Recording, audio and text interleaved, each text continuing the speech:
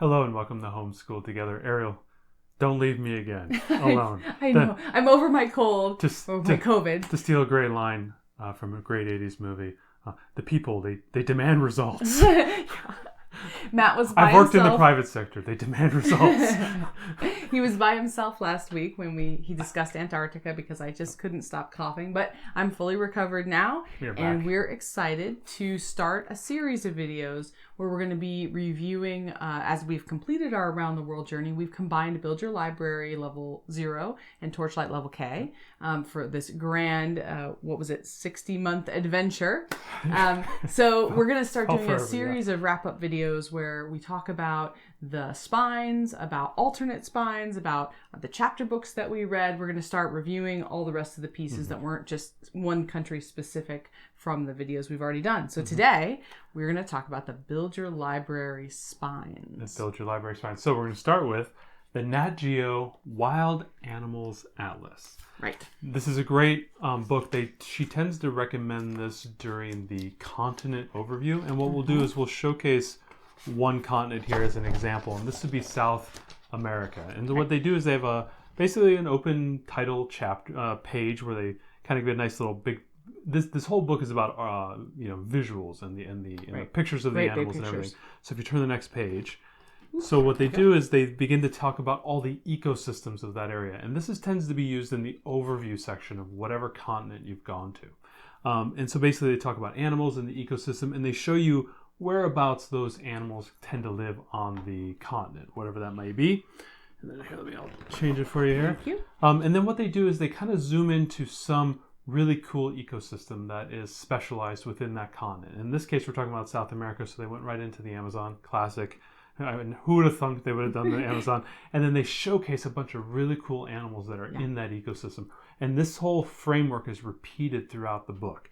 And then one more section they have here. Get it open? I don't know, we got it. There we go. And then they focus on a specific animal that was talked about in the previous section, the previous page. And in this case, it's the poison dart frog. And they a lot more information, really beautiful image of got kind of a poison dart frog.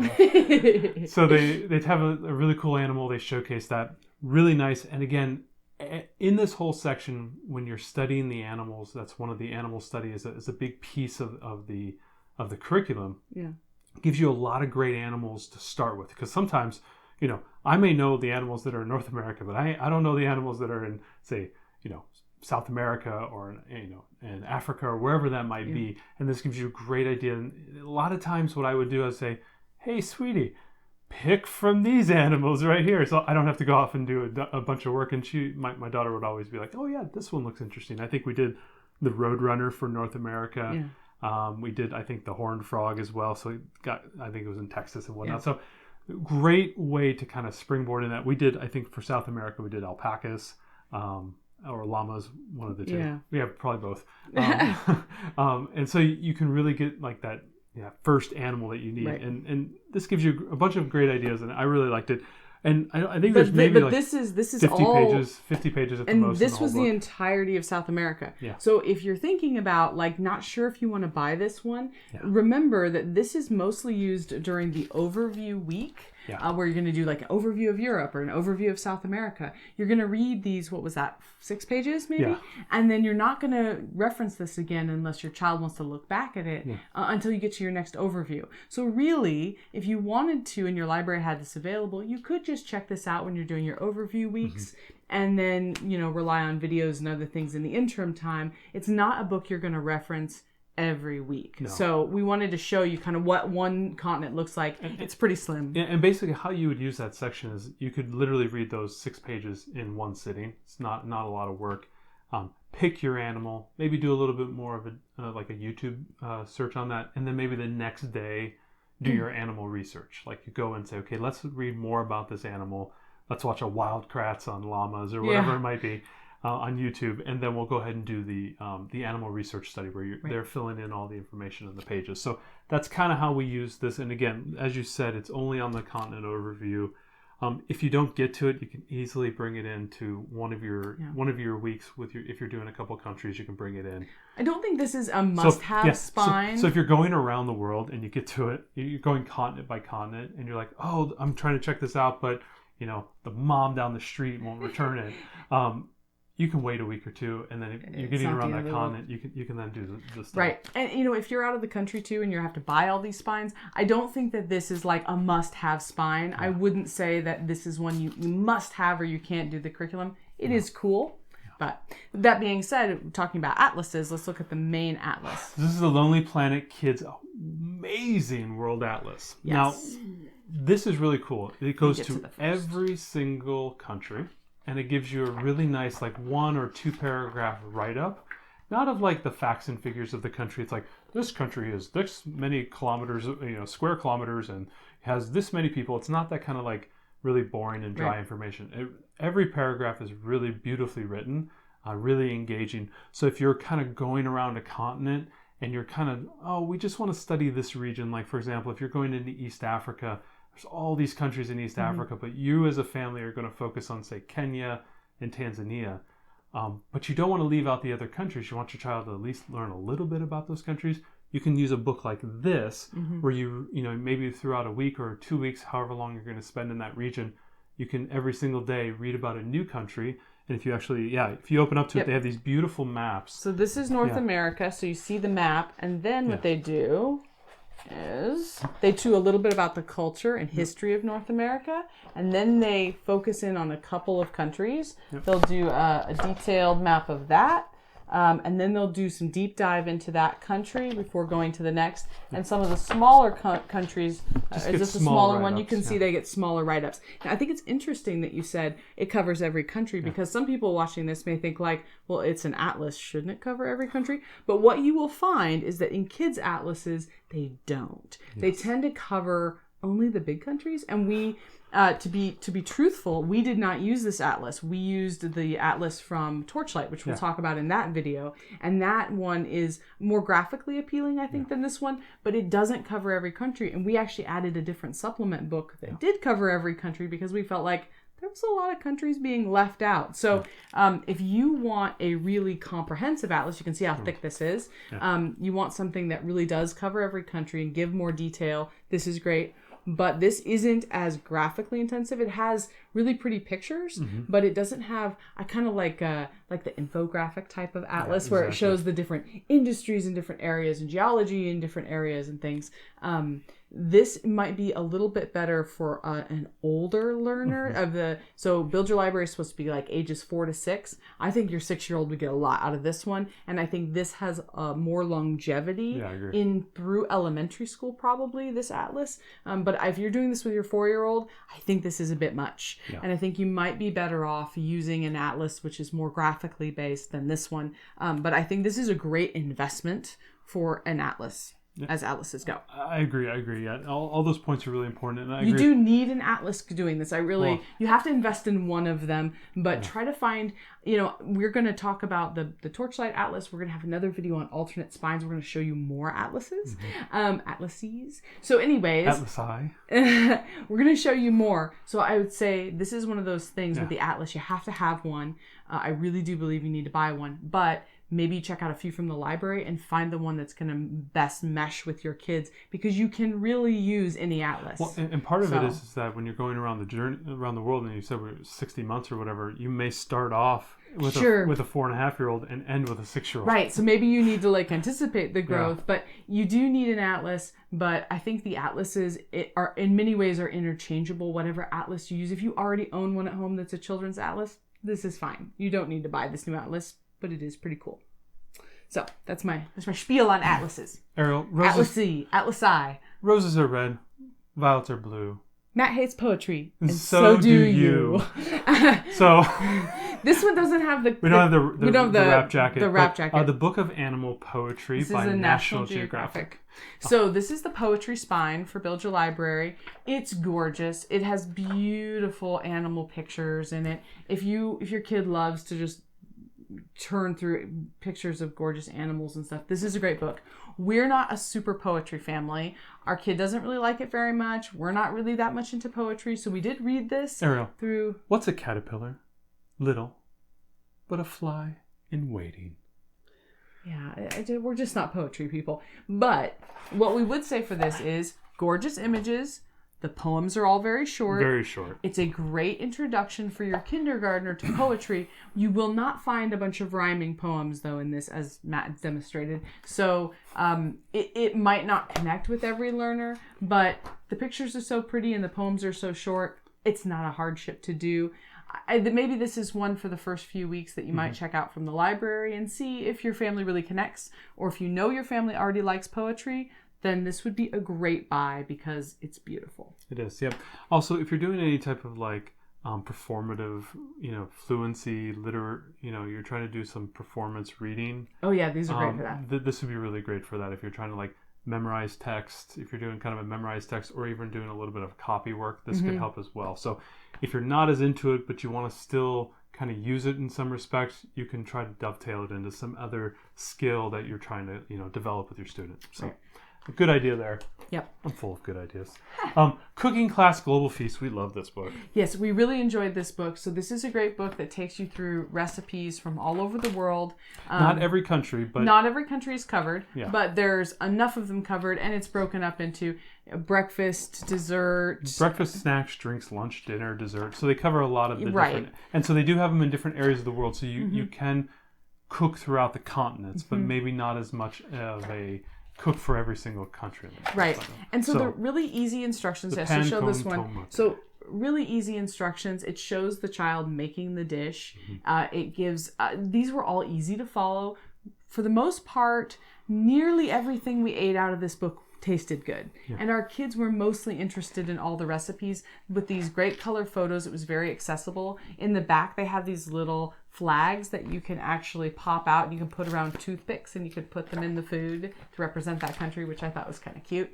Our daughter really loved that. Oh, they're gone now. The stickers are all gone. There's stickers and things, but yeah, almost everything was really good. There's a little write-up about, how or when this food is eaten in that country or why it's popular. This is a great pickup, though, and I think this is a book that will stay with our cookbooks for quite some time. Really durable. It's actually a spiral-bound. You can see it's a spiral-bound book with more of like a durable cover. So they're anticipating you opening it, but also when you open it, because you're cooking, you want it to lay flat. And so it's a spiral-bound book, really helpful there. Yeah, we really liked this book. You don't see that in a lot of cookbooks, and it was a very thoughtful decision for them. We loved this book, and we cooked out of it a ton. So I think this is a definite buy for us. Absolutely. Fun with flags. Fun with flags, Ariel. Fun with flags. Flags around the world sticker book. This is the DK Ultimate Sticker Book. Now, this book is pretty cheap. I think I got it for like $6.95 or something. It's not very expensive. What I would say is it's not very engaging either. Our daughter wasn't that interested. As you can see, we stopped using it at some point. So basically they have these tear out sheets that have the flags. At the end they have some stuff to make your own flag, but really show the country thing again. It's really just a picture of the continent and then a bunch of boxes where they put the flags in. It's just not that neat. As far as stickers go, and our daughters like stickers, they're just kind of like... Whenever I put this out there, I'd be like, all right, go ahead and do it. She goes, okay. So it wasn't very exciting. I would say... Match the names. All right. This could be more exciting to take these stickers and put them on like a giant wall map. If you're making a big wall map of around the world and you're coloring it as you go or something. You may have to add You could use these cool stickers. Pizzazz but otherwise, this book was not all that great. And I wouldn't buy this book. I just don't think it's worth it. It was no big deal to skip it. Nope. So, because there are better sticker books out there. Pay attention to our Alternate Spines video. Absolutely. Children Just Like Me. Absolutely fantastic book. We have two versions of this. We have the older one and the newer one. And we have Celebrations, and we have School Like Mine. And then there's Animals other ones. Like Animals in My Area. We'll talk about them in the alternates. Later, But we have to say, of all the books we've done for both Torchlight and Build Your Library, this is, without a doubt, our favorite book. Buy this book. Yep. That's all I'm going to say. This is not a book to get from the library. Buy this book. It is wonderful. About 30, looks like 35, 40 kids, and they're all broken up by areas of the world. Not every country is represented. But a lot of them are. So they have kind of an overview of the continent to start off with, and they kind of show the faces of the kids that they're going to be talking about. So, for example, let's talk about, this is Canada, Lauren and Lily. And so they cover basically two sections, two kids. So it's going to talk about, it's the student, how they write their name, who's in their family. How to pronounce their name. How to pronounce their name, yeah. What their home looks like, what their hobbies are. What they're interested in, their family. Sometimes they talk about their family. What does my dad do? What does my mom do? Right. Here's my brothers. This is my artwork. This is what I want to do in the world. When I grow up. That type of stuff. Super engaging. This is the real connection that we want our kids to get, where they're just really seeing the culture, that other culture, and connecting with what kids' lives are like around the world. Kids in Tanzania. This was the most impactful of any of the books that we read. Not the literature books, not any of the other spines, this book, because this is the one where our daughter could really see other kids. That kid's just like me. But wow, their house is so different. Well, Daddy, why is their house different? Well, we talk about that. Well, why do they eat that kind of food? We talk about that. Robert in Mongolia lives in a yurt, and that type of stuff. Right. So, huge discussions. They talk about their hobbies, what kind of toys they play with, their favorite food to eat, things like that. So it's really cool, and this is an ultimate connection book. We cannot speak highly enough about this book. And all the series of this. I like The School Like Mine. We'll talk about that. Yeah, we'll talk about some alternate spines. But there's an older version of this book that you may find at Thrift. You may see other ways, and that's a good one too to get as well. It's 1995, so and I think this is 2016. Yeah. So it's a 20-year gap. We have them both, and we did think it was kind of fun to see how the countries had changed in 20 years, including our country. But the old one and the new one are, functionally indistinguishable with respect to the delivery of the content. Right. It's still the kids. They talk about all the things they want. It's hard because you look at some other countries, and it feels like they're further back in time than, it feels, and so you're just like, is that because the country is not as developed as our country, or because this is 1995? Yeah. And a lot of times it's because it's 1995. So I do think that getting the update, because this book is so good, it's worth investing in the newer copy. But if you do have the older copy, or you find the older copy, it could be fun to show them both. But this is an excellent book. Yep, absolutely. Excellent. Star of the show. Ariel, a world full of animal stories. Whew. Okay. So this is 50 stories from around the world. Obviously, it doesn't cover every country. These are animal folk tales that have been repackaged for this. So they're very short. Most of them I think are so they're the 2 pages here, page. Yeah, anywhere from 1 to 3, depending on what it is. Sometimes they're even shorter. They're just 1-page stories here. Right, they can be very short. Page. So here's the thing about folk tales that we would say. We love to read. We love all kinds of stories. Folktales just don't mesh with us very well because oftentimes they do very illogical things because they're based on legends and things, and they're passed down from generation to generation. They're trying to explain the world around. Yeah, they don't always make good logical sense. The characters sometimes do very strange things. This one is all based on animals. Our kid just didn't connect with this book at all. I think we read the first maybe 6 or 7 stories, and we tried to come back to it periodically throughout, and it never worked out because she's always like, these are weird. And some of them are unsettling, right? They end in ways that are like, huh? Yeah. That's what happened to them. And there's some of them are, they have morals and things, and some of them are very weird. If you know that your family's super about folktales, then buy this book because it's very nice. Yep. But if you don't know, or like us, or have not experienced many folktales with your children before, get this one from the library and read a few and see if this is your jam. Because if it is, I think this is a great book. But if it is not, then this is not your book. Yeah. Because it's all kind of the same. They're all kind of weird 50, and folksy. Because it's 50 stories, you're going to be able to use it throughout the whole journey. You'll cover it on every continent. Right. It's worth doing if you like folktales. I think some of them are so not our thing. Yeah, story from India, from Japan, from Peru. So they're actually very specific to the country. It's not just the region.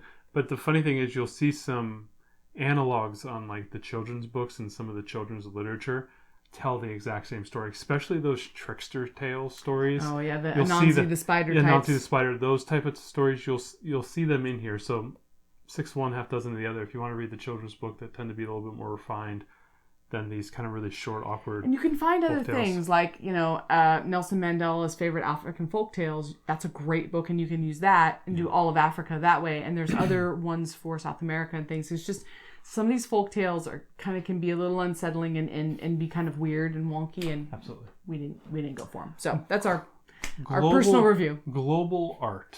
All right, so this is the new art book for the 2020 update of Level 0. So this is interesting. It has art projects from different countries specifically.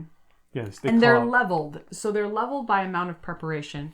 To be honest, difficulty of materials. Yes. Too, yeah. To be honest, we did not use this book because I checked it out from the library before we started, and I saw some very difficult materials. And we're not like a materials prep type of family. We're hey, we always have construction paper, cardboard, glue, pencils, and crayons type of family. And this is something on another level often. The Gyotaku art from Japan, where I need an actual fish to make, so not going to do that. Right. Those type of things. There was one where you needed telephone wire. Or something very similar, like you have all these materials, but then you also need seashells, and that's really nice. But I'm in Nebraska, and I can't go down to the beach and get seashells. We could go to Walmart and get seashells, I'm sure. Get seashells, but it's what we found with this one is that not all of them, but nearly all of them that we looked through in our quick look needed you to go and buy something at the store. Yeah, like or one thing, or something, or something like it was like used telephone wire. I'm like, well, I don't have any used telephone wire, so I'd have to go buy a brand new thing of telephone wire to cut it up into a craft, which I wasn't going to do. So we did not use this book for that reason. I think that the best advice with this book, if you can, would be to check this book out from the library before you do your continent, and then look at all the art projects and see if they're reasonable and you want to do those. And if you do, great, write down the materials and then you can do that. Or if not, you can just go Pinterest an art project that maybe has an easier, that paper craft type art project or something that's easier to do. Yeah. Or check this out from the library ahead of time and look through it thoroughly and maybe buy it if you think it's, you're up for the crafting task. But otherwise, you could look through it continent by just checking it out from the library, looking ahead, going, does this work for me or this is too complicated? I'll Pinterest an art project. There's nothing, I think, incredibly special about these art projects necessarily. I think you could just as easily find projects on Pinterest. It is nice to have a book where they're all written down. So this is a your mileage may vary type book. Gotta be careful. One of the authors lives in Bellingham. She's going to come down to get us. Yeah. Marianne, we love this book. Yeah. So, your mileage may vary on this one. Yeah. That's what we would say about it. A lot of good ideas. Like with respect to art, that's something that we do a lot of. Mm-hmm. And, if you get this book and you're like, well, I don't have fish to do that art project, you can definitely pivot and do other things. You could. They can give you a lot of good ideas. We just weren't into like buying a book that we would then have to pivot off of. Yeah. But again, different people have different levels of tolerance for crafts. Absolutely. So these are all the spines for Build Your Library. It's a pretty small list. There's, of course, a lot of literature. There are chapter books. We will be reviewing all the chapter books, so stay tuned for that. And we're going to talk about a lot of alternate spines. And many of the spines that we're going to cover in the Torchlight Level K could also be used for this if you wanted to just choose one. Mm-hmm. Watch that video and see. We'll talk a little bit about those and which ones we like better. You can pick which one you like. For us, for example, we went with only one atlas between the two programs and just decided why need two atlases? I mean, you're combining the curriculums. There's no need to get every single one of the books. You can get a what's the least common denominator between the two. And if you aren't them. combining the curriculum and you're just doing Build Your Library, I think it's still valuable to watch the Torchlight video, and because we do talk about some things that cover the same ground. There's an animal poetry book. Mm-hmm. There's an atlas. There's a folk tales book. So you might find that you like some of those better, and they can fill the same slot as these type of books. Absolutely. I think I just heard the dog. So the dog's telling us we got to get going. We got to go outside. Thanks for watching. Thanks, guys.